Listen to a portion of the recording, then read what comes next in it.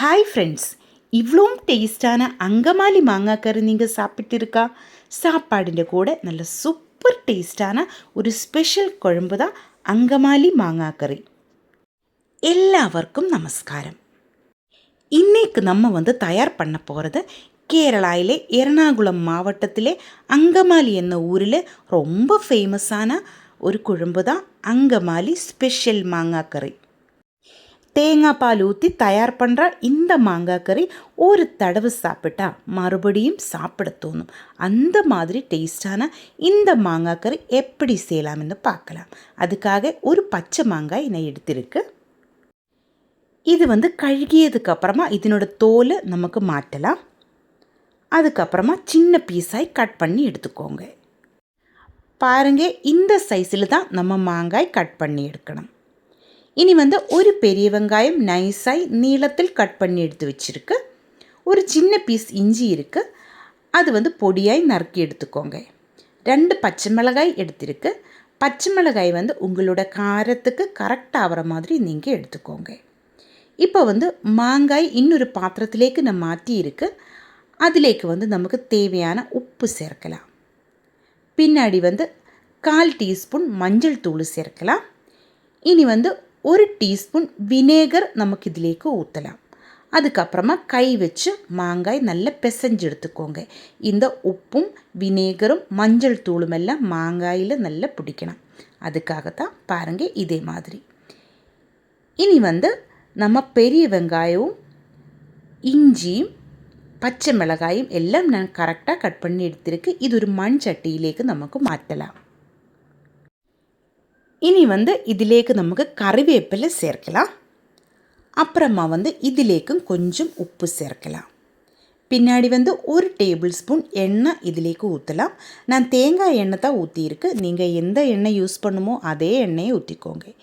பின்னாடி 2 teaspoon வரமிளகாத்தூள், 2 teaspoon கொத்தமல்லி தூள், 1/2 டீஸ்பூன் மஞ்சள் தூள் இதுவும் நமக்கு இதிலேக்கு சேர்க்கலாம். அதுக்கப்புறமா கை வச்சு நல்லா பிசைஞ்சு எடுத்துக்கோங்க. பாருங்க, இந்த மாதிரி தான் இருக்கணும். இனி நம்ம எடுத்து வச்சுருந்த மாங்காயும் இதிலேக்கு சேர்த்து நல்லா பிசைஞ்செடுக்கலாம். கை வச்சு இந்த மாதிரி எடுத்துக்கோங்க. இனி 1/2 கப்பு தேங்காய் புளிஞ்செடுத்த பால் தான், அதனோட 2வது பால் தான் இதிலேக்கு ஊற்ற போகிறேன். இந்த பால் ஊற்றி நமக்கு இந்த மாங்காய் வேக வச்சு எடுக்கலாம். இந்த மாதிரி நல்ல கலர் விட்டதுக்கு அப்புறமா நமக்கு வேக வச்சு எடுக்கலாம். 1/2 கப்பு தேங்காயோட முதல் பாலை நான் மாற்றி வச்சுருக்கு.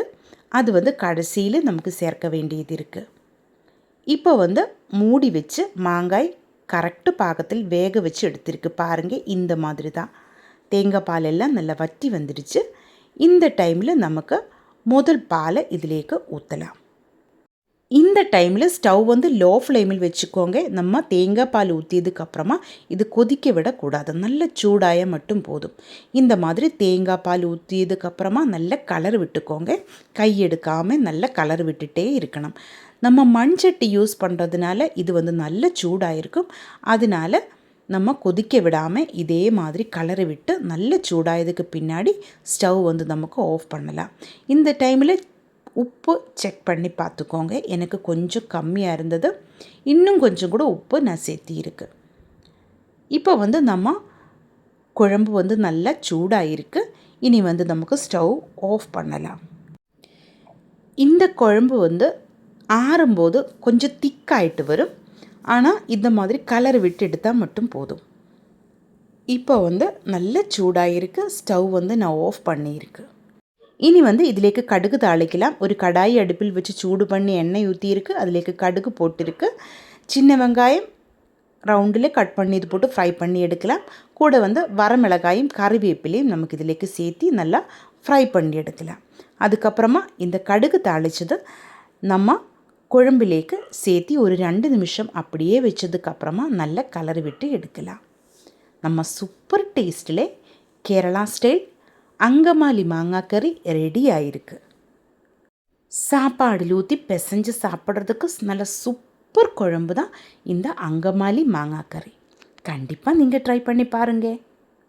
இந்த வீடியோ உங்களுக்கு பிடிச்சிருந்தால் சேனல் சப்ஸ்கிரைப் பண்ணுங்கள், லைக் பண்ணுங்கள், கேரளா ரெசிபீஸ் பிடிக்கிற உங்கள் ஃப்ரெண்ட்ஸுக்கெல்லாம் இந்த வீடியோ ஷேர் பண்ணி கொடுங்க. ஹைப்பு பண்ணி என்ன கொஞ்சம் சப்போர்ட் பண்ணி கொடுங்க. உங்களுடைய ஃபீட்பேக் வந்து கமெண்டில் எழுதி போடுங்க. தேங்க்யூ.